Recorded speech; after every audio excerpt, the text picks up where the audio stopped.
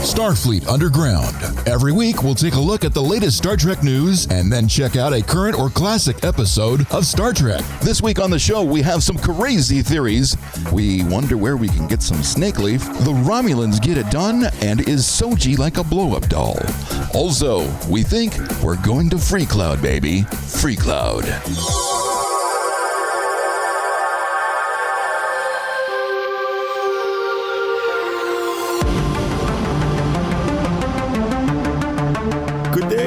And welcome back to Starfleet Underground, where number one is sleeping in the corner. Today we have guests.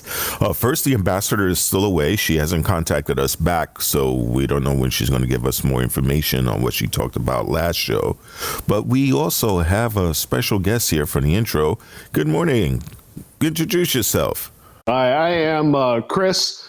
I am an exchange officer from the Klingon battlecruiser, the Yavang, which is, by the way, the first woke Klingon warship ever to exist. Wow, that's sweet. Pretty cool. And then, of course, we have our regulars here. We have Heather. Hello, good to see everyone. And Fred, we need to talk. I found a Tribble and it wasn't in the right area. It was in my dog's food and there's a problem. Yes. Oh, come on. It should be no Tribble at all, right? However, just in case, I do have this handy dandy glommer here that's available for a nominal fee, of course. Oh my God, I hate you. Bring it over. You should make a rumor on that. And since we've talked about Fred here, I have to tell you, I am not a happy camper.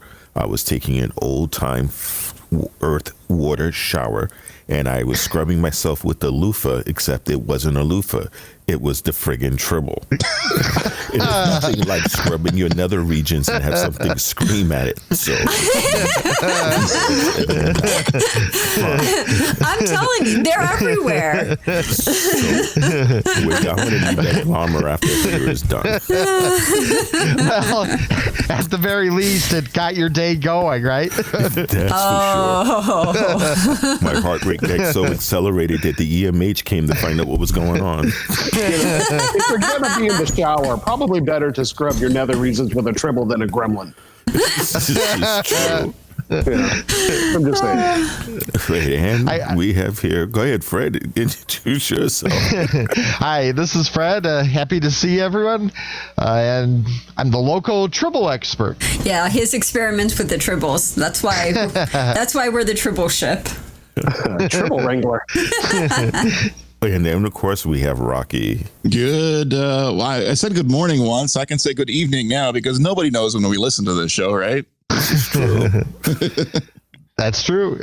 I'm currently on my away mission in the hotel room, waiting to see some place called Disneyland.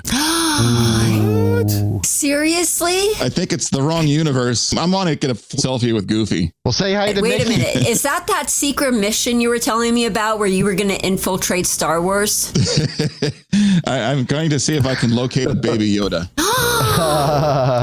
Baby Yoda do, Baby Yoda do. Okay, everybody hates me now. All you have to do is say 2 words to set Heather off. Yes. Baby Yoda. You know what you need to do, Rocky? You need to get a picture of yourself in a Star Trek uniform standing in front of the Millennium Falcon. I think that Disney police won't let you do that. I think they're probably posted everywhere, you know. They probably just, stormtroopers just come over and take you away. Oh, that's okay. Just transport in. Well, you might be able to do it. I heard you made it through Section 31 to be there in the first place, so I'm sure they'll have you back out there. Yeah, we'll see. We have a couple of corrections this time. Of course, we've been lucky so far not being super bad, but the correction we have is that the assistant to the Commodore is definitely a Romulan, but she's playing a Vulcan. So we were kind of half right on that one. Well, you said the assistant to the Commodore. I think the Commodore is the Romulan in Vulcan disguise. There we go. And so her assistant was on the correction to the correction. Yeah. Correction to the correction. Yeah, the assistant, the lieutenant was... Lieutenant Rizzo, yeah. Yeah, she was... is definitely... Because you see her in the 3rd episode, and she is totally not human, because she was looking like a human. And Right. yeah, she's the sister. Oh man, we can talk about them later, but my goodness. Yeah. There was a comment made when Rizzo was talking to her brother, via the holographic communications about her ears having been clipped. Yeah. She was definitely her ears were snipped for the infiltration of Starfleet. Right. And the last correction we have is that Soji, when she was talking to the reclaimed Borg, was speaking not in Romulan, but actually speaking in whatever race that Borg was.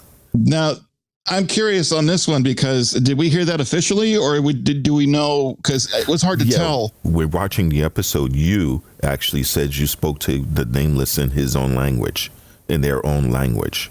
And the ears on the Borg, I didn't get a chance to recheck that. Were they pointy ears, or did we even see any ears? They were pointy ears because we just saw him pluck an eyeball. So yeah, okay. The eyeballs were plucky. Yeah. So wasn't quite sure about that. So the correction might be corrected again in the future. But I imagine she speaks all kinds of languages. She's an android in disguise. So. She probably can speak C++, Java, Basic, all the computer nerds, Fortran and COBOL, all those good ones. She can speak Bocce because C-3PO can speak Bocce. Oh, you can find out. Sure. So who knows what that alien was? But yeah, she can. I guess he was right. She is a know-it-all. Yeah, right. Speaking of whiff, who's the dirtiest character in all of the Star Wars movie? The absolute most filthiest person in every Star Wars movie. Okay, so who's the Jabba the dirtiest? Hutt? No, dirtier than Jabba. Chewie. No, it's R2D2. You know why? Because everything he says is bleeped out. That's right. Oh. But Bleep out every word he says. Now brings us over pretty to our news section. You got some information for us, Chris. I'm assuming there's a number of reasons why you beamed over to us. I have beamed over to announce the sad news of the passing of a member of the Klingon Empire, Kevin Conway, actor who portrayed Kahless in The Next Generation, or the clone Kahless. He has passed away at the age 77 of a heart attack. Oh, that's sad to hear. Oh, man. Jeez. So Stobacor shall receive another warrior this day. I also have, on a happier note, I do have something cool for the people who live in LA. The Paley Center, for those of you who aren't familiar with that, they are the group that keeps historical records of TV and radio. They will be doing a panel of Picard. Let's see, that will be happening in Los Angeles on March 18th and will feature Patrick Stewart, Allison Pill, Michael Hurd, Brent Spiner, Marina Sirtis, Jerry Ryan. Man, everyone's coming. Akiva Goldman. Ooh. Everyone's there. So if you want to see a Wow. panel discussion of Picard this March 18th at 7:30 in Los Angeles, you can go check out those details at paleycenter.org. I suspect the tickets will go pretty quickly, yeah? The tickets have been available for a little while now, and the venue that they're holding it at is pretty big. And so I checked last night, tickets are still available. In fact, it looks like they're trying to get rid of tickets because while I was on the site, they said, flash sale for tickets, and the prices dropped like 20%. Oh, So if you're in LA, Set your we'd love to go see calendars. it. If you want to head on out to LA, Heather, There you go. There's a reason. come on out to LA. We'll go check out this panel discussion. Or you can just wait till the next Star Trek convention where I'm sure all of them will be there as well. Yeah. That does bring up a good question. Has anyone heard if Stewart is officially coming? Oh, he has to be there. Yeah, it's named after him, the panel, so he'll definitely be there. I have no Yeah. doubt. there will be a riot if he's not. Well, no, I meant to the Las Vegas Star Trek Same. convention. Same. Yeah. Yeah, because he has to be there. I mean, this whole year is going to be about him. I pretty much assume he's going to be there. I just haven't heard whether it's been officially announced yet or They not. don't officially announce until like a couple days beforehand. I mean, one would think that he would want to take a victory lap after such a great series as well as promote season 2 of the show. Yeah, he has to be there. Yeah, it would make sense, yeah. We move on then with the news. Thanks for that information. I will raise a mug of blood wine tonight and Kayla's the Unforgettable's favor. Heather, you have any information for us? Any news? Unfortunately, I have no news, so... No news is good news. No news. This is true. And how about you there, Fred? Well, I did see an interesting Star Trek meme. It was like a two-part picture. In the top picture, you see Patrick Stewart getting interviewed, and he's talking about how his show is going to, take Star Trek in a different direction, kind of like a new direction. And then the bottom picture is a picture of Daj's boyfriend, the one that, dies early in the first episode. And the caption says, and the first person to die is a red shirt. So some things stay the same. This is true. See, he didn't even realize the danger of putting a red shirt on. I have to go back and look now to see if he was wearing a red shirt. How did I miss that? I couldn't even tell. I was looking at his eyes. He was. I mean, it wasn't a bright red. It was more like reddish, purplish, but it had a reddish tint to it. He knows how to catch a knife really well. A little too well. So in some ways, things stay the same. Yeah. This is very true. I am going back right now while we're talking. I'm going to take a look because that's just fantastic if it's true. And how about you there, Rocky? My information this week is a little out of world. Voyager 2 was successfully rebooted by NASA. I don't know if you guys have been following these little ancient probes that have been flying out throughout the galaxy away from our solar system. It crashed. It froze. It like blew a circuit breaker or some reason. It shut the software down and said, "Hold on, we got to reboot." Yeah, it froze. Well, it was so far out of the solar system. So this is an actual probe that NASA sent. This isn't Voyager like from the TV show. This is an actual probe named Voyager. There's actually been two of them. So this is the second one. The first one's been out there and it's still going. It's like an Energizer. And the second one is running its mission still. They think it's got like another good 5 years left in it. It apparently crashed around January 28th, and they got it rebooted, just recently. Yay! So it's amazing, and it takes 17 hours? 17 hours just to get communications one way to Voyager, and then it's 34 hours to get the information back to see whether or not the sucker rebooted. So, imagine sitting there, Control-Alt-Deleting and waiting 34 hours to see if it actually worked. It's amazing what they can keep these things going. And this thing is decades old. It's amazing that we could send information out to it and it sends information back when it's so far away. Yeah, it's amazing. Radio waves just right through space. That's cool stuff. You do realize that now that it's woke, it's going to come back to us as Voyager. Maybe. We don't know why it rebooted. Maybe somebody tapped into it and flipped their USB and Borgified it. We have no idea. Well, if I look at the logs and found out somebody was out there on a shuttlecraft, I'll know one of you guys did it. That would be a good practical joke. Okay, now comes the fun part. Let's talk about the show. Yes. Who's seen it? Oh, yeah. Me, several times. I only got it 2 times this week. So what did you guys think? Oh, there's a few things I think. I have a couple funny things in here. So when they first start off the show, they show the destruction of Mars.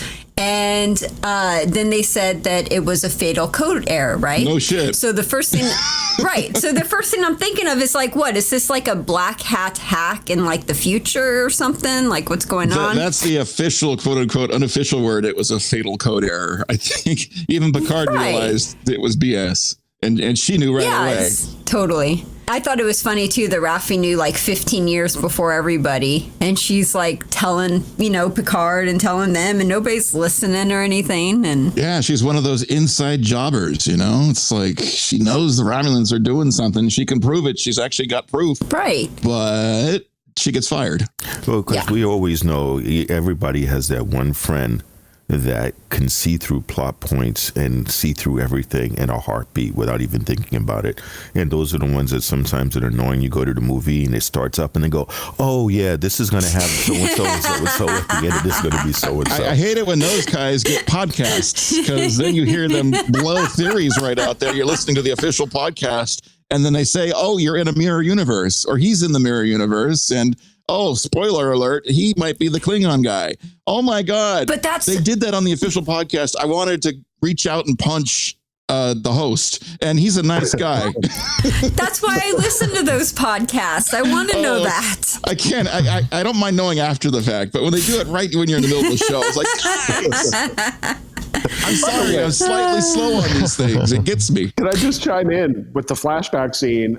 I don't know if you guys picked it up, but I had a nerdgasm when I saw that they were wearing the same uniforms that are in the Star Trek Picard Countdown comic book. Yeah. Those are some spiffy looking uniforms. Yeah, it was just fantastic. And also another reference to Raffi. Until episode 2, I didn't realize that she was the character that Picard was with in the Countdown comic. Oh. Yep, they're buddies. Oh. Yeah, so there is a history between those two that can be read about in the prequel comic. Yeah, go figure. He did have some crews to work with after the fact, after the movies. There's a whole timeline that occurred, and we're still catching up on it. Yeah. And you see, that's why she was so upset, because nobody can hurt you as much as somebody who's really close to you. And the fact that happened, she felt betrayed and basically left out there. Right. But her whole career just right down the tubes. You know, she got fired because of him. For 15 years because your boss did something crazy. I mean, so if she knows that she's going to get fired, she needs to walk in there and make a viral video of herself quitting before they can fire her. Okay, she needs to go in there and, I don't know, like dance or sing or do, hide all the visitor badges or, give it the something. Starfleet equivalent of take this job and shove it. Yes, and she needs to make a viral video of it. That's awesome. One thing that wasn't clear was, exactly why they fired her. I mean, granted, she was, Picard's assistant, but it's just guilt by association. That's the way they do things in business. I don't like you. I don't like your crew. I don't like the people you're working with. They're gone. They're done to us. They cut you like that. It's how it works in business. It's how it works in Starfleet. Yeah, you and her, you both had the same idea, the same thing. We don't need you spreading dissent and everything else. So you're gone. Get your stuff. You're out. You're taught don't burn bridges. You want to keep the connections to the world that you like. But some people are just like, no, F off. Well, it wasn't like she was the one that stormed in and said, do this or I resign. No, but she was a part of the crew. And actually, if she knows that it's an inside job, even though we're not sure that she knows, but we think maybe she does know, well, you just fire her. Keep you away from the whole thing. That's how you take care of that problem. And the crappy part is he got this really nice retirement and she just got, the shit can, she just got crap. Yeah, that's kind of a bummer. She's out Vasquez Rocks vaping, drinking wine. Oh, I got to get me some of that snake leaf. So right, snake leaf. That's some bomb snake leaf right there. Yeah, it's interesting though, because up until now we had kind of been led to believe that poverty was eliminated under Starfleet or whatever. And so it made me wonder, was this a self-imposed exile, or is that just her trying to get by? It looked like her just trying to get by. Like it looked like she was in a future version of a trailer park, basically, Mm-hmm. Yeah, sometimes you decide to get off the grid, and sometimes you don't decide to. You just get off the grid, not by choice. And sometimes you move to Pahrump. I think she moved to Pahrump. And sometimes she obviously was doing something along the lines, because she had that captain she was in touch with, the one that had his own starship. Oh yeah, she has a particular set of skills that come in handy. So she's been doing side jobs. But where do you find all the side jobs when the world of Starfleet is going on? Seriously. I'm sure they're few and far between. And speaking of a side job, first we have a chance to also see the Romulans who take care of Picard's farm in action, fighting. And it looks like somebody put number one in the corner. He was either asleep or something, but the dog's Where was that guard dog at? Seriously, where was number one? We want him. Worst guard dog ever. Yeah, he's only been in one episode. Bring him back. Maybe they gave him a steak or something and he was busy. I understand. In one of the behind the scenes shows, they said that number one's actually difficult to work with. Actually, no, I know the real reason. Number one found a Tribble, thought it was a chew toy. And now he's having a problem crapping it out. Oh, A lot of fur ball. Oh my God! Can That's you a imagine? huge fur ball. Every time number one goes to take a dump, you hear it scream.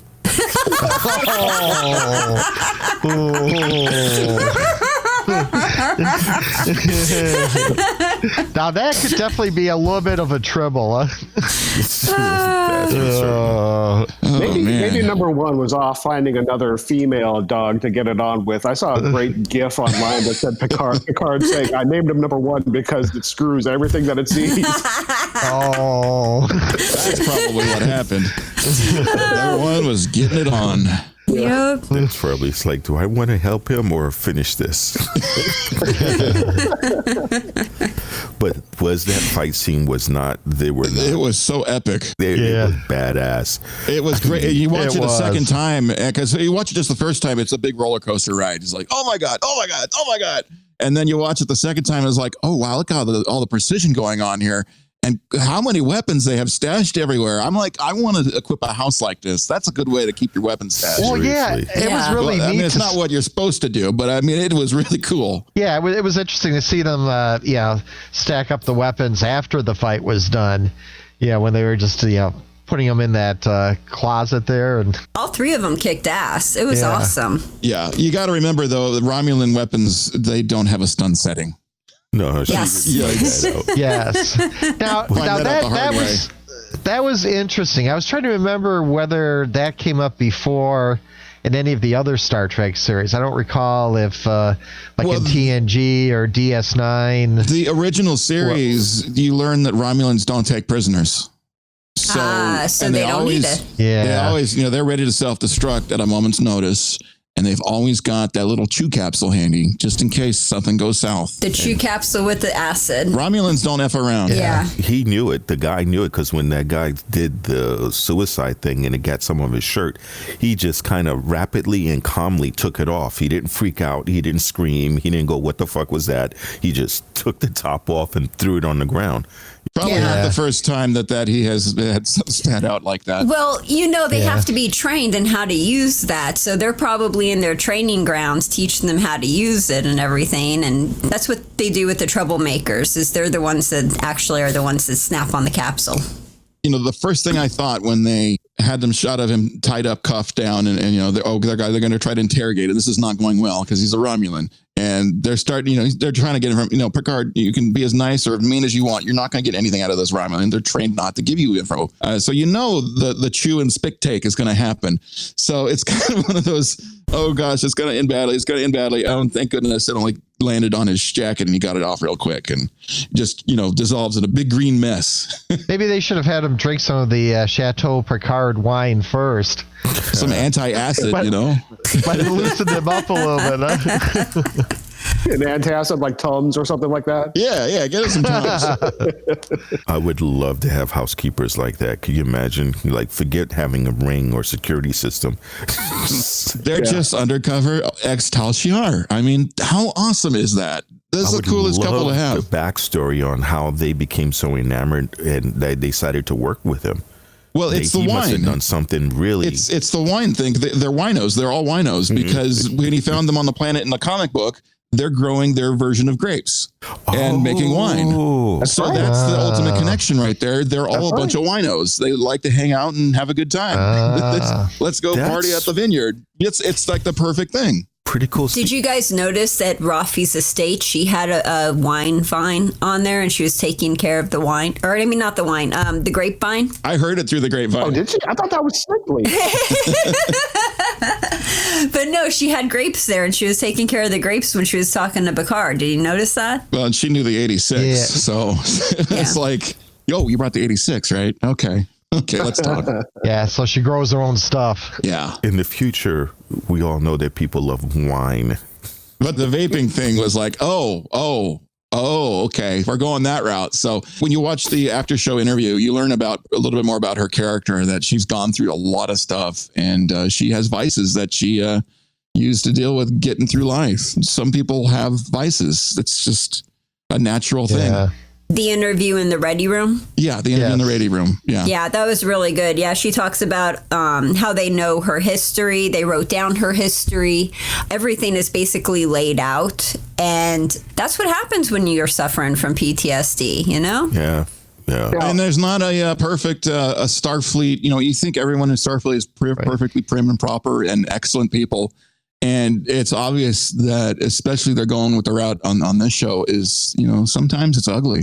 Sometimes it's not pretty. It's interesting all the work they put into developing the characters, because there are some TV shows out there where they'll throw a cast together and then depending upon which character is getting a lot of good attention from the ratings, they'll kind of develop them and make things up as they go along. But in the case of Picard, they put a lot of work into, developing the characters up front. Well, the thing about working with Patrick Stewart, the caliber of this actor, actors, when they really are serious about something, they have that backstory. They know every single thing that their character is going through, and they have done that research. And when you have a character like Picard, who's been around for decades in everyone's house, watching Star Trek, you're so familiar with who this man is, but there's a whole story that happened before and after, and they've already worked that out. They've done the actor's math, as it were, to figure out who their characters are and how to react to stuff.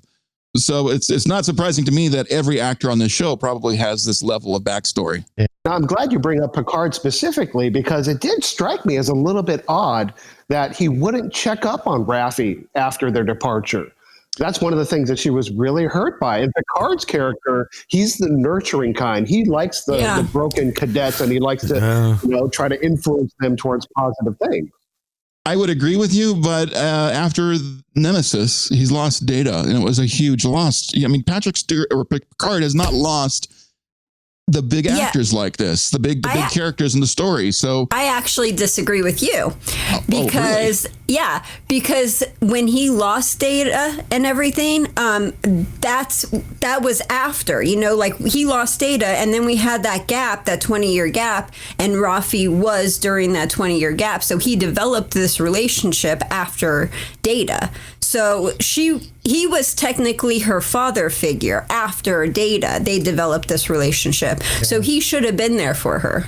I don't disagree that he shouldn't have been there, but I think that's something with Picard that has changed over the years that we haven't seen, is that he didn't want to be there for her because it hurt him to have to deal with losing somebody again. And he thinks that maybe, when they recommended the others, LaForge and Riker, and he's like, no, I don't want to have those people. He knew they would drop everything in a second to help him out. He did not want to do that and put them in harm's way. Yeah, I mean, they did. He didn't want to be responsible for them. Yeah, they did refer to Picard as the hermit of Labarge. I mean, he just wanted to go into isolation himself. So there is some, explanation there. But I just did find it a little bit odd that Picard wouldn't reach out to him, hey, you good? You cool? All right. Come on, come hang out here at Chateau Picard. You don't have to stay in this little hovel, as you called it. There's plenty of room at the winery. So I don't know. I just found that a little bit weird, but it also speaks to how devastated Picard was after being dismissed from Starfleet. It might have come down to a little bit of guilt also. Sure. Because if you remember what she told him, it's like you could have done other than that. We could have stayed in. You could have found a way. You just didn't have to jump like that. And who knows? You already see that he's plagued by nightmares, and probably just not with Data, because when he woke up, you remember the first episode, she's like, are you dreaming? Did you have another one of those dreams? And it could have been replaying it. And you can see the frustration still hits from the interview that he gave. So he might have just decided, you know what, it's just too painful to bring it up. How do I apologize? Yeah, it's too traumatizing to go back and reopen those wounds and try to heal them. I can see that, but I agree. It doesn't feel right. But that's just apparently what happened. Well, I think Picard's ego was hurt a little bit too, because when he made that demand that either approve my plan or accept my resignation, he had no inkling, it seems, that they would actually accept it. I mean, let alone fire her. Because he probably thought that he was too well liked, too well respected, and that they needed him so badly that there's no possible way they could accept it. So I think that hurt him too. And that's also an ego blow, wouldn't you say, Fred, as well? It is definitely. And I guess maybe one lesson there would be that think long and hard before you make a challenge like that. It's like, are you really prepared to accept the alternative that if they take your challenge and say, okay, you're gone, is that really what you want? And like you were saying that it would have been better if he'd maybe stopped and thought about it and said, okay, we'll stay in Starfleet and we'll find some other way to at least get something done. It's a shame. Yeah. It's always a hurtful thing when you think you're worth more to something or someone and then you realize you're not. Yeah, it's hard. Yeah, it's like, do this or resign. Or I'll resign. Okay, give us your resignation. Yeah. What? Wait, that wasn't how it played out in my head. Yeah. He might have been able to save some people. I mean, granted, without Starfleet Command behind him, he would have been limited in what he could do. But I'm assuming he still had one ship, based upon the comic books. I'm kind of assuming he still had one ship, and you might have been able to find some freelancers that might have been willing to help. We know from the JJ verse then that Spock probably caught wind that Picard's plan was X'd and 86'd by the Federation and decided to go by himself with the red matter to see if he could save Romulus. And that's where JJ's universe picks up. So we know that hasn't happened yet because Romulus hasn't exploded yet and they're still talking about it. So this is still something I guess is going to be happening in the future. It does make me curious as to when the Romulans infiltrated Starfleet because this is kind of a reversal of Starfleet policy. I was just watching Undiscovered Country where it's interesting because Starfleet is Gene Roddenberry's ideal of what humanity can be. And in Undiscovered Country, Kirk is the one man going against the ideal. Whereas in this story that's being told in Picard, Picard is the holder of that ideal and Starfleet is the antagonist. They're the ones who want to bail out. Whereas, previously Starfleet, even though Klingons were enemies, they wanted to save the race. So I just find the flip of everything very interesting, and I'm really curious as to how early the infiltration began with Starfleet, because he was right. They're no longer holding the ideals of what Starfleet is. It began when they fired all of upper management and then put in new people. It was one of those like corporate, restructuring type of things where they kick everybody else out because they had too much retirement and they were, making too much money and they needed the younger people to come in. That's when it happened. Yeah, it happened when Starfleet got bought out by Amazon. Exactly. That's right. Exactly. I mean, Amazon just owns everything, or Disney. It was being run by Microsoft, and Apple came in and made, started to make Starfleet, it better. a subsidiary of Ferenginar. Amazon Prime, where we guarantee a 2-second delivery. But I'm thinking that the infiltration started when Starfleet started actively developing synthetic life forms. I think that's what prompted it. I think when like Bruce Maddox and his team were developing a whole big group of datas, essentially, I think that probably got the Zod Vash and Tal Shiar. Isn't it more like a nest of Soji or a nest of Daj? Well, they say there's a nest, but we don't know what type of a nest yet. And I'm thinking like a planet, and then there's like some kind of hole, and you go in the hole, and it's in the inner core of the planet, and there's spider webs everywhere, and then you see like all of these Sojis and Dajas just walking around aimlessly. I mean, like Harry Corton mod? That's what happened. Bruce Maddox happened up on that Android planet. Yeah, that makes sense. But I bet you, though, like I said, that the infiltration happened when Starfleet started actively pursuing synthetic life forms. And I think the pending supernova was just an opportune moment for them to act. I mean, I think they were so paranoid about AI and synthetics that they were willing to do something drastic like what they did on Mars, even knowing that they'd lose a lot of Romulan lives. But their intent, their mission, do not like synthetic life forms. So so that overrided everything. You get somebody into Starfleet, and then you're able to make changes, and you have a little bit of control, and all of a sudden, oh gosh, we're going to supernova here, and they're going to save us with a bunch of synthetics. Hold on a second, I got to fix for that. Let me just put in a little fatal error into this code that no one's looking, and there you go. But it also tells you how vicious they are. I mean, the fact that they were willing to sacrifice a lot of Romulan lives to basically use that as a means to get the Federation to stop, dealing with synthetics. Well, they don't do anything half-cocked. I mean, Romulans get it done. Even if they fail, they get that done. I mean, that's everything.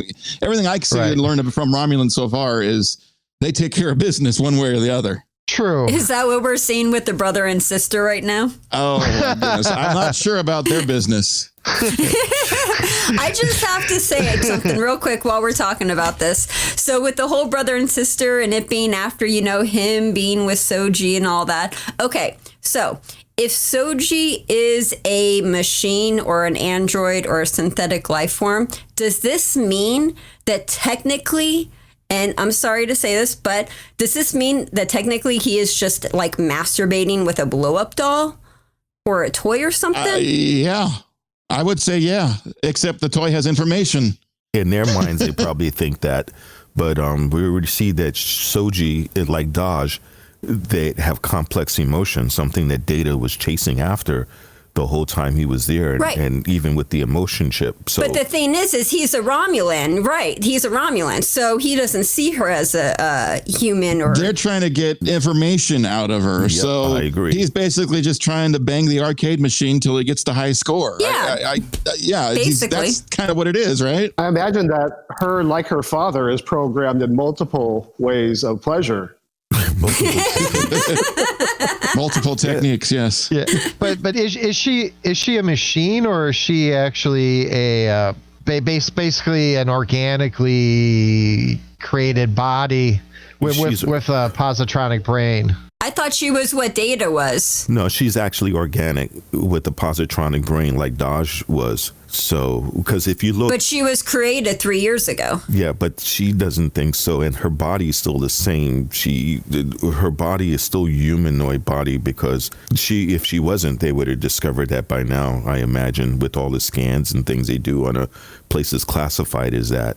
So, does that mean that she's Data in like a chick's human body? I think so. We'll find out more as it comes through. And if you remember his sister, when she walked, she goes, "You were just with her." She goes, "The smell is so cardinal."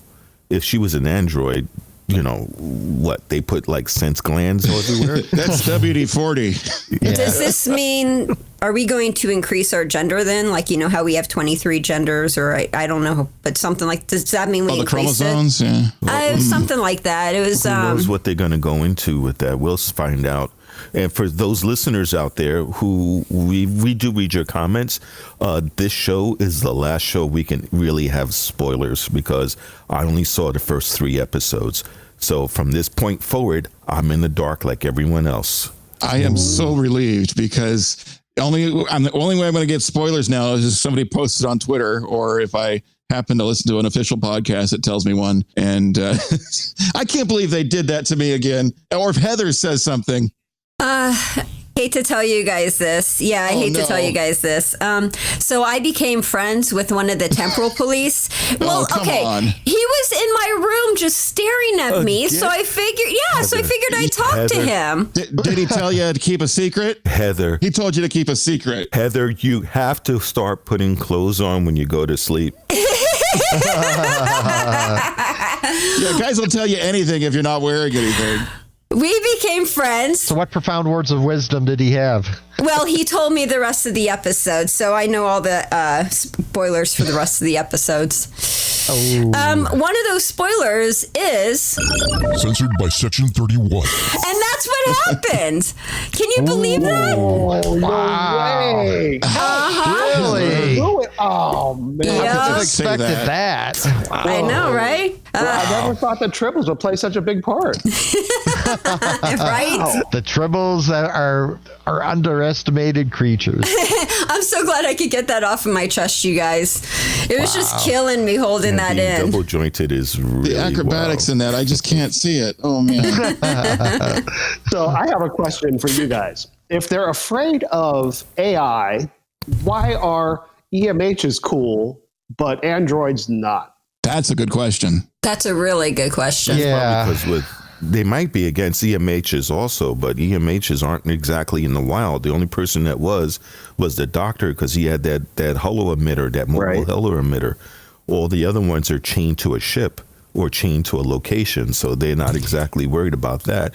Whereas if you have androids, they aren't autonomous; they walk around. The programming is different too. Yeah, and the doctor's mobile emitter, that came from the 29th century, if I remember correctly. That's correct. And we only Yeah. see the EMH with that new captain or the new pilot, Rios, right?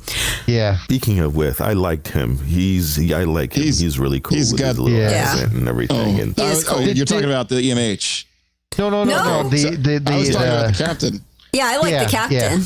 I like his intro. He's just got a Did you- huge piece of shrapnel stuck in his shoulder. Just like, oh, hi. Yeah, he's chomping on a cigar.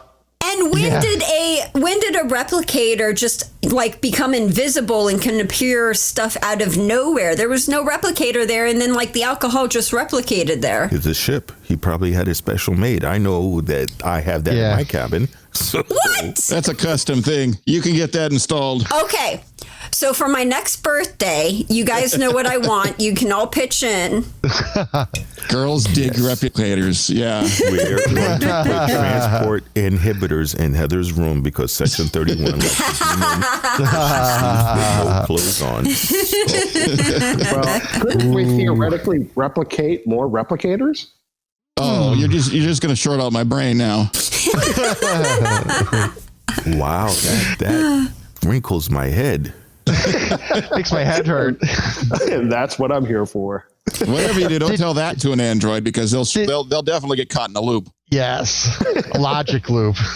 Hey, did you guys pick up on Rios's comment about his previous ship being classified and that Starfleet has wiped it out from the official records? It almost sounds like what happened to Discovery at the end of last season. Was that the ship they were on? No, he wasn't on it, but I bet you there's going to be a tie-in somewhere along the line. That's an interesting theory. Oh, man. If they tie in Discovery and, oh, wow. But it makes you wonder what kind of research or what special abilities did that ship have that led Starfleet to want to, just classify it and strike it from the record and Spore drive? That's what I'm wondering. Yeah, I don't know. The whole idea of tying in Star Trek Discovery with Star Trek Picard is a freaky idea, and they might actually be doing it. It might be some crazy stuff they go through.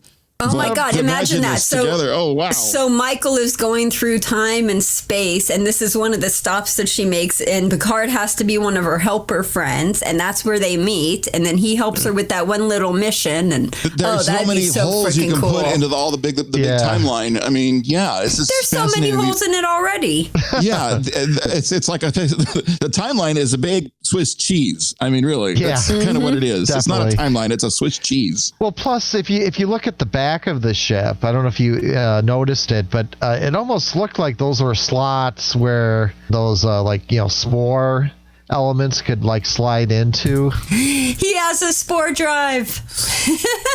I don't know. I wasn't quite sure what to make of that. Whoa. I guess we'll be finding out soon because we know not getting a Starship is apparently you just can't go to your local Cerritos Auto Square and pick one up.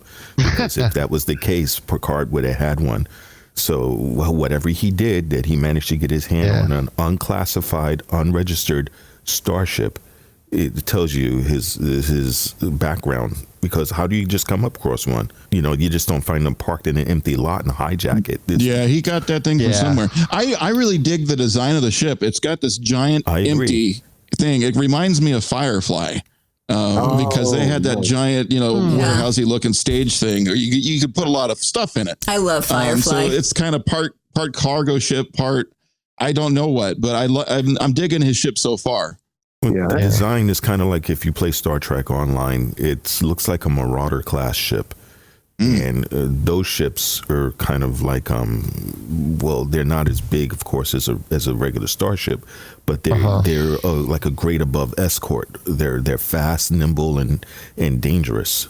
They can, fast, nimble, dangerous. That's that's what I want on my Twitter feed right there. That sounds good. There was also a nice little Easter egg maybe to DS9 with the 3D control panels on that ship.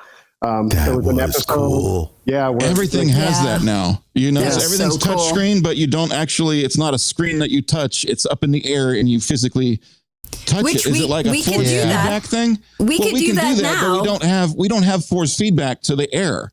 So I think that's the next thing that they do is they added force feedback. You so mean the resistance? Have gone. Resistance and feedback. So the technology has gone from buttons and switches, which is kind of what we have today, but they were just prettier in the original series. This is why video games is so important. Video games make it all happen, right? Yeah. Right. So now we've gone flat screen, touch screen. That's where we're at right now with our iPads. And they don't explode in our face when they crash. They just kind of, turn off. But with video games, there are panels and right. There are actual things out there where you can move and it tells how you move and you can control the game. Thing, it's seeing by your that. hands. It's scanning. It's actually scanning you and seeing what you're doing. So I guess the next leap in technology after that is where you get that force feedback, because right now, at least for me with a touchscreen, I like an audio control board where I've got a bunch of faders so I can slide them up and down. And in software, you can do that on a touchscreen, but it doesn't feel the same because you're just reaching out and touching a piece of glass. So in this future interface, you've got some kind of force resistance, force feedback, where you can reach out and just touch it, or it knows where you are. So it knows where your hand is and it puts it in there, because you've got to have some kind of tactile feel when you interface with these things. Yeah. And as long as they're doing that with technology, I would like to see them bring in seatbelts. The seatbelt thing. Thank you. I think we're going to have this argument for a long time. And airbags. Thank you. Right? It's interesting. You mentioned all that, Rocky, because I think it was about a year ago. I heard an interesting story. From the U.S. Navy.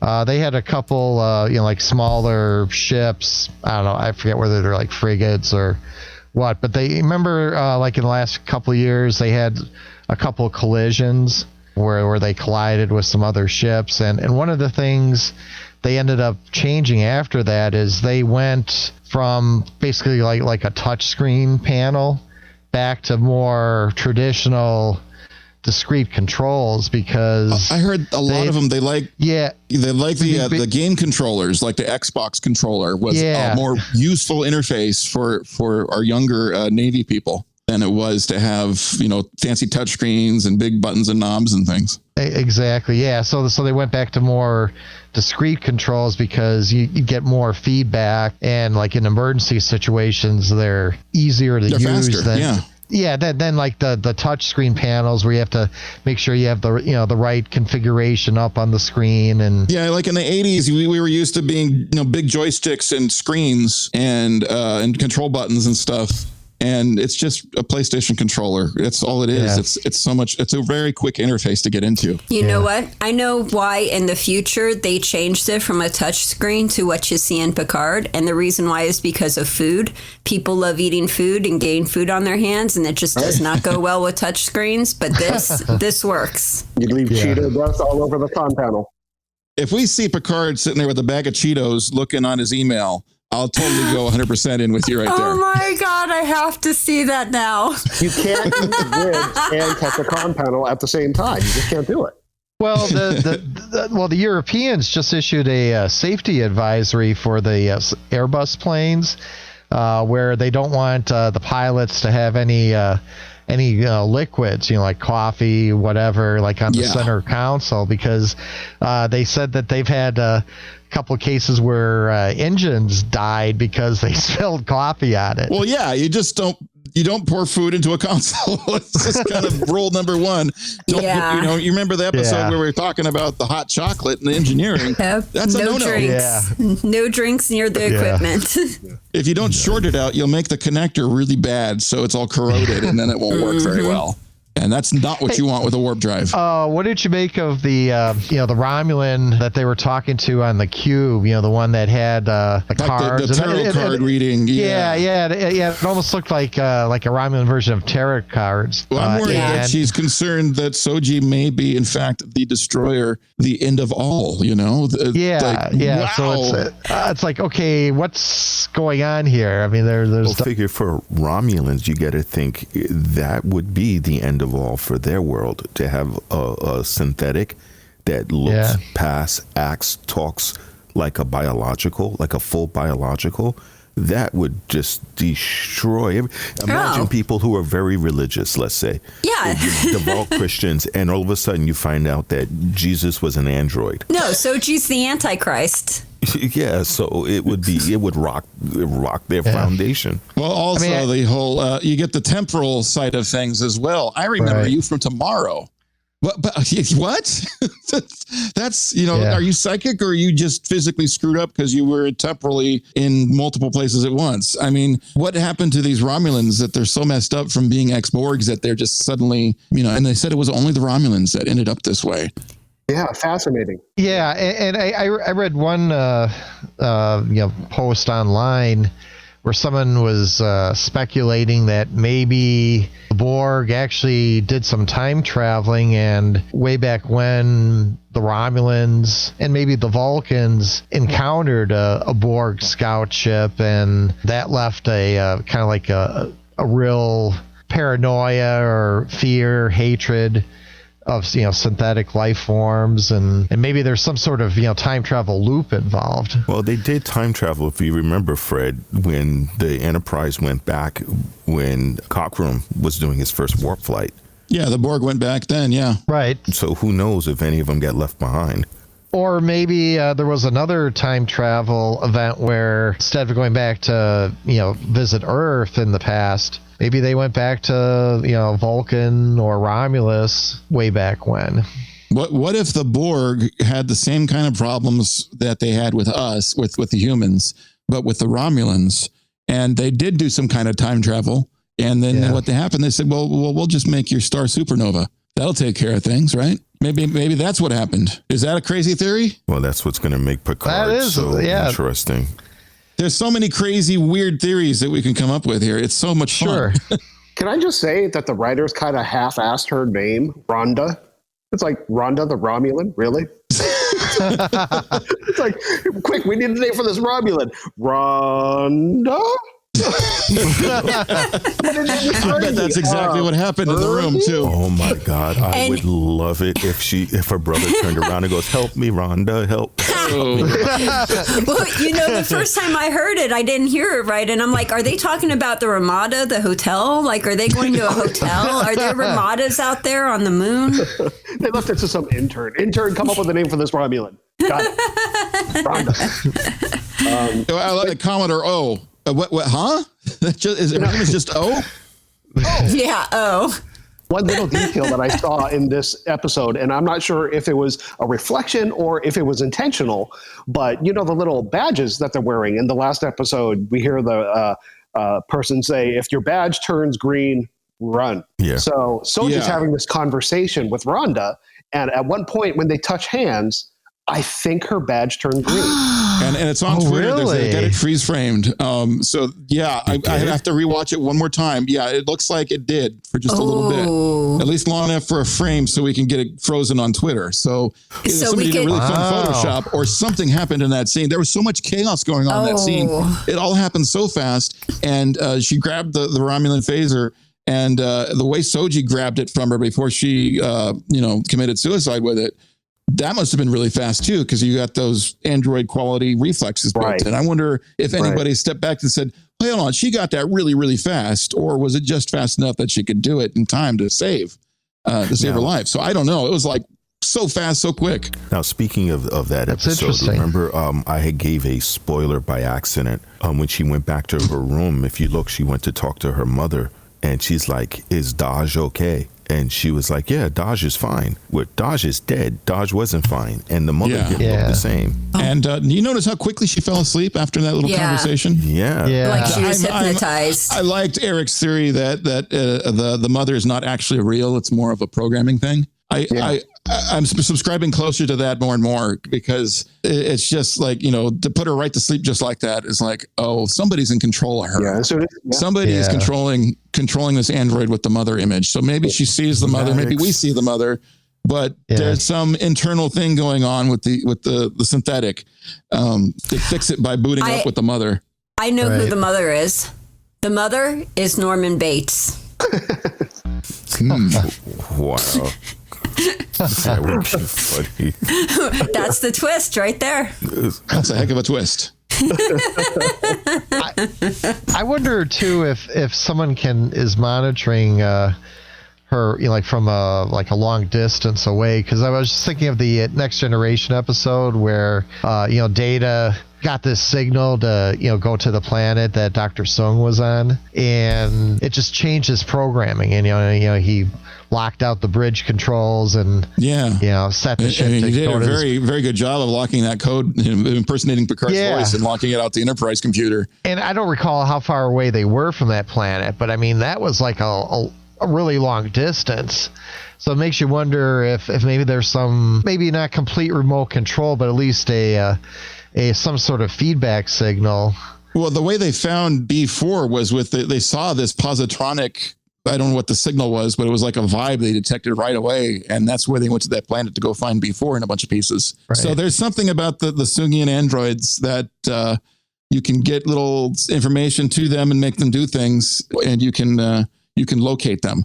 Right. Well, we still don't know how much of a hand Maddox has and everything, because everybody's looking for him. So, and apparently he has a lot to do with Daj and Soji. So it's going to be interesting once they find him. Well, I'm worried about Soji because, I mean, not that she's, banging Romulans that she doesn't know anything about, or she's hanging out with Borgs and on a Borg ship, but I think she's got a memory leak, and because she knows things that she didn't know before. And the only way I can describe that is the memory, she's got memory buffers and they're combining together in the ways they're not designed to. She suddenly knows things. She can speak languages. What is up with this ability? She's a know-it-all. I agree. Yeah. Yeah. And this isn't the first time that we've seen an android who doesn't realize that they're an android. If you remember back to the Inheritance episode of Next Generation, Data's mother, she also didn't realize that she was an android. I'm still on my rewatch. I'm still in season 4. Yeah, that's a good point. Good point. But you're right. I remember that episode because that was a good one. So there are androids that don't know they're androids. Yeah. And obviously, so I'm wondering at just, at certain levels, because she's got this device where she looks, her and her sister, they look at their mother, and something about the mother is like a caretaking thing. I don't know if it's like a reboot or, just, keeping tabs on or what, but there's something with the mother that I'm sure we're going to learn a lot more during the show. And Soji can't help the fact that she has Wi-Fi and Google programmed into her operating system. Don't enable Wi-Fi on your androids. They go crazy. Can't do that. Can't do that. Turn off Wi-Fi. Don't do it. So at the very, very end of the episode, they were talking about going to Freecloud. Did anyone notice on the screen that Freecloud, there was dice rolling? Yes. So are they going to Las Vegas? Are they going to casinos? To Space Vegas, baby. Yes! Yes! We're going to Vegas! Woo! It's all about Freecloud. Woo-hoo! I really hope we see Dabo. Oh my God, I want to see Dabo. Please let there be Dabo games. Waitress, can I get another Romulan ale? Got nothing but Romulan ale and vibrating triples out in Freecloud. It's interesting when that name first popped up. I didn't think it was a place. I thought it was just like a futuristic version of the cloud as we know it today. Yeah, I thought it was like a computer hack point that they go into the database and go, hackers go black hat. No, it's apparently it's a place that has dice. It sounds like a cool place to check out. There were what dice on the would be really funny is if Quark were to show up there. Oh my God, I would love that. Casino there. That would be awesome. I hope so. I hope we get to see Ferengi. I want to see more cameos. I want to see. Everybody wants to see this happen. They can do it. You just got to work it in. Just one or two Come here or on, there. you guys. Don't have to do it all the time. If you guys are listening, please do this for us. Yeah, Quark and Lita. That would be cool. And they own the casino and the bar. Yeah, that would be cool. Rom and Lita. No, Rom is the Grand Nagus now. So that's true. There's one other thing that you brought up towards the end of the show one little detail that I found very charming, which is when Picard beams aboard Rios' ship and Rios invites him to sit down, and he walks over to a chair and just stops for a moment and takes a glance at the captain's chair. He just hesitates a second, looks down at it, and then moves on to have a seat somewhere else. And I thought that was just a nice little touch. It was. It was, yes. Yeah. And that was he good. said engaged in the theater, people lost their minds. Oh yeah, people are like, even on Twitter, they're like, the last scene, guys, the last scene. I can't tell you about it, but the last scene. I mean, if you want to make people go friggin' nuts, all you have to do is say engage. Yep. Sweet. I tried that was great once. I don't think that she was a Star Trek fan. Yeah, that means something else. That means something else to regular people. You got to be very careful using that word. That's a very important word. So, that didn't go well. It's almost like saying supercalifragilisticexpialidocious to the wrong person because, that's an old school reference right there. Would not be. And you're at the place for it. Well, we're going to go ahead and get ready to tie everything in with a nice little bow. There's any podcasts or any YouTube things, anything that anybody listened to they thought was really cool? I just want to shout out Heather because Heather's got this thing. She's teaching people to count cards. I'm sure it's something easy to learn and read a book or something, but she's actually on her her show. She's her YouTube channel. She's showing you how to do that. It's Vegas, this is cool. Thank you, she's guys. got an article on the website. You can read through the article. This is what I recommend. Read through her article and it starts to make some sense. And then you watch her YouTube video and it's like, oh, wow, I might actually be able to do this because this makes sense. You guys are so sweet. Cool. I really appreciate that. Thank you so much. And if you want to learn how to be a dealer, she has a whole channel called Vegas Aces that teaches you for free. So if you ever see her video anywhere else and you have to pay for it, they're ripping her stuff off. Her stuff has always been free and it will continue to be free. And she does a very, very good job of explaining how everything works. And I found it through a Ferengi's hate list because she gives it out for free. They cannot stand her. So listen to her show, show her some love, and piss off the Ferengis. Her live streams and her videos, they're awesome. They're worth lots of bars of gold-plated latinum.